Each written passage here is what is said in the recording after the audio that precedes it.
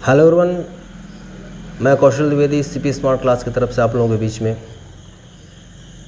जैसा कि बीपीएससी का नोटिफिकेशन आ चुका है, बहुत जल्द फॉर्म स्टार्ट हो जाएंगे फिल होने।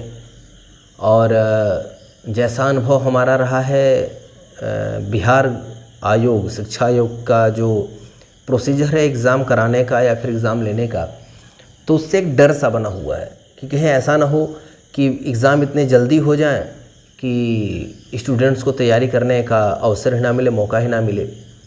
तो इस बात को ध्यान में रखते हुए सीपी स्मार्ट क्लास जो है बिल्कुल समय रहते क्लास को स्टार्ट करने का फ़ैसला किया हुआ है, ताकि अगर बाद में हमारे पास समय बचता है तो हम मॉक टेस्ट के बिहाफ पे, प्रैक्टिस के बिहाफ पे अपने आप को कंटिन्यू रख सकते हैं। किंतु अगर हमारे पास समय ही नहीं बचेगा तो हम बहुत ज़्यादा कंटेंट देने के बाद भी और आप बहुत ज़्यादा कंटेंट लेने के बाद भी वो जो सेटिस्फैक्ट्री एक रिज़ल्ट होता है वो नहीं मिल पाता। एक बात जहन में बार बार कौंध रही होती है कि समय नहीं मिला, वक्त नहीं मिला, और बात सही भी होती है। जब आप को एक बड़ी जिम्मेदारी दी जाती है तो उसके साथ उसका एक नियत समय भी होता है, और उस नियत समय का न मिल पाना हमारी क्वालिटी, हमारी परफॉर्मेंस के ऊपर इफ़ेक्ट डालता है। तो ये इस बार देखा गया, क्योंकि बच्चों को सारी चीज़ें प्रोवाइड की गई, सारी चीज़ें दी गई, लेकिन बच्चों के पास इतना समय नहीं रहा कि वो उन चीज़ों को आत्मसात कर सकें। इन्हीं सब बातों को ध्यान में रखते हुए हमने क्लास को प्रारंभ करने का फ़ैसला किया हुआ है, और क्लास स्टार्ट हो चुकी है। आप लोग शीघ्र से शीघ्र क्लास को ज्वाइन कर लें, ताकि आप लोगों का जो सलेबस वो पीछे ना रहे। एक बात और करना चाहूँगा कि जिन लोगों ने कोर्सेज़ किए हुए हैं पहले से, या फिर जिनके पास नोट्स अवेलेबल हैं, वो लोग सोच रहे होंगे कि एक बार तो कोर्स कर लिया, अब क्या ज़रूरी है।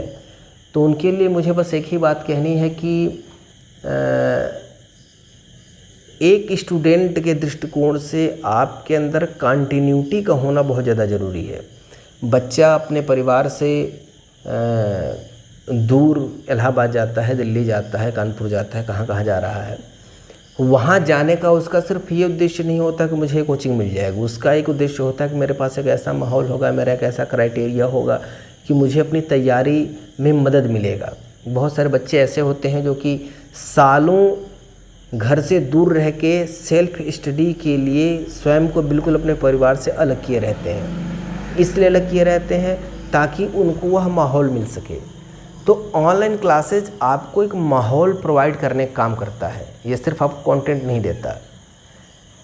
पर डे जब क्लास स्टार्ट होता है तो 5 मिनट 10 मिनट का सेशन चलता है मॉक टेस्ट का, कि जो चीज़ें पीछे पढ़ाई गई हैं वो रिवाइज़ आप किस बिहाफ पे कर रहे हैं। उसके बाद वीकली टेस्ट होते हैं, वो आपको क्या कहते हैं, एक्टिव किए रहते हैं। उसके बाद नए नए कंटेंट्स जो आते रहते हैं वो आपको दिए जाते हैं, आपको प्रोवाइड किए जाते हैं। अगली चीज़ ये है कि जब आप जुड़ते हैं तो आपके साथ एक ग्रुप जुड़ा होता है, और जब वो एक ग्रुप जुड़ा होता है तो उस ग्रुप में डिबेट होता है आपके सब्जेक्ट को लेकर के। और वो जो डिबेट होता है यह बहुत ही बेनिफिशियरी होता है एक स्टूडेंट के लिए, ठीक है, क्योंकि जो डिबेट होता है एक बहुत बड़ा माध्यम होता है अपने नॉलेज को इम्प्रूव करने का। तो उस डिबेट को बरकरार रखने के लिए, उस माहौल को कायम रखने के लिए भी ज़रूरी है कि आप ऑनलाइन क्लासेस से जुड़ें, ताकि आप दिशा भ्रम के जाल में न फंस पाए। आपका लक्ष्य बिल्कुल आपकी आंखों की सीध में होना चाहिए। आपको पता होना चाहिए कि नहीं यार ये चीज़ चाहिए। कभी कभी ये होता है कि हमको जितना नहीं चाहिए होता है हम उतना लेने लगते हैं, तो बहुत ज़्यादा कंटेंट लेने का भी कोई मतलब नहीं है। आप बीपीएससी परीक्षा देने जा रहे हैं, कोई पीएचडी करने नहीं जा रहे हैं कि आपको 10 शास्त्र याद रहने चाहिए। तो आपका एक लिमिटेड स्कोर है, आपका एक लिमिटेड सिलेबस है। उस सिलेबस से इतर जुड़ी जो कुछ बाह्य चीज़ें हैं, उन चीज़ों के इंक्लूडन के साथ आपके पास जितना मैटर होता है, जितने में आपको परीक्षा क्रैक करनी है, उतना ही लेना भी आपके लिए नितांत आवश्यक है। आप उतना ही बोझ अपने सर पर लेकर के चल सकते हैं जितनी आपकी क्षमता है।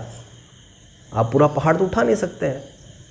तो इन्हीं सब चीज़ों के लिए हमारे पास एक अपना रोड मैप है, हमारे पास अपना एक एक्सपीरियंस है, और जितने बच्चों ने क्लास लिया हुआ है ईश्वर की कृपा से सेटिस्फाइड ही रहे हैं वो, और जितने लोग हमसे जुड़े हुए हैं वो भी कभी किसी ने कोई शिकायत नहीं की। दिन प्रतिदिन हर कोई इम्प्रूव होता है, संस्था भी अपने आप में नए नए चेंजेस लेके आती है, अपने आप को और इम्प्रूव करती है और ज़्यादा एक्टिव करती है कि हम बच्चों के और कितना ज़्यादा काम आ सकें। तो इन्हीं सब बातों के साथ मैं कहना चाहूँगा कि आप विलम्ब किए बगैर बहुत जल्द क्लास को ज्वाइन करें। चलिए आज जब एक दूसरे से रूबरू हो रहे हैं तो छोटे से एक टॉपिक पर चर्चा कर लें। एक बहुत ही प्रसिद्ध ग्रंथ है 13वीं शताब्दी में लिखा हुआ संगीत रत्नाकर ग्रंथ। संगीत रत्नाकर ग्रंथ में 7 अध्याय हैं। 7 अध्यायों के कारण उसको कहा जाता है सप्ताध्यायी। ठीक है, संगीत रत्नाकर, इसको पंडित सारंगदेव ने लिखा हुआ था। इसको सप्ताध्यायी भी कहते हैं, सप्ताध्यायी। एग्जाम में ये भी पूछ देता है कि सप्ताध्यायी के नाम से किस ग्रंथ को जाना जाता है, तो संगीत रत्नाकर ग्रंथ को सप्ताध्यायी के नाम से जाना जाता है। इसमें टोटल 7 अध्याय हैं। स्वराध्याय, रागयुगाध्याय, प्रगृणाध्याय, प्रबंधाध्याय, तालाध्याय, वाद्याध्याय, नृत्याध्याय, 7 अध्याय इसमें टोटल हैं, और 7 विषय में सारंगदेव ने बड़े डेप्थ के साथ बताया हुआ है। संस्कृत भाषा में रचित यह टोटल ग्रंथ है और मंगलाचरण से ग्रंथ प्रारंभ होता है। इसमें एक अध्याय है प्रकीर्ण अध्याय। ठीक है, प्रकीर्ण अध्याय। प्रकीर्ण अध्याय में पंडित सारंगदेव ने वाग्गेयकार के 28 गुणों की चर्चा की। कितने गुणों की चर्चा की? 28 गुणों की। प्रकीर्ण अध्याय में जिस वाग्गेयकार की चर्चा करते हैं पंडित सारंगदेव, उसके लिए कंडीशन लगाते हैं कि इसके पास संगीत,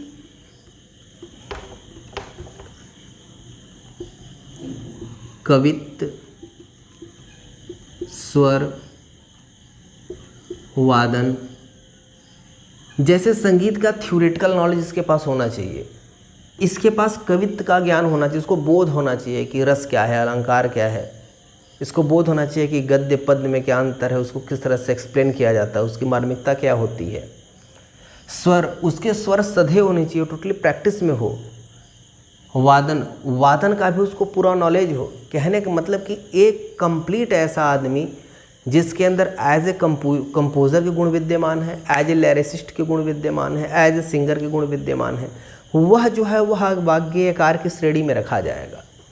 और भी बहुत लंबा डिटेल देते हैं। तो अब इससे रिलेटेड क्वेश्चन कभी कभी पूछ देता है कि वाग्गेयकार के विषय में किसने बताया, तो वाग्गेयकार के विषय में आपके पंडित सारंगदेव ने बताया। कभी कभी ये भी पूछा जा चुका है कि संगीत रत्नाकर के किस अध्याय में वाग्गेयकार के विषय में पूछा गया, तो आपको पता होना चाहिए कि प्रकीर्ण अध्याय के चैप्टर में उनके बारे में पूछा गया।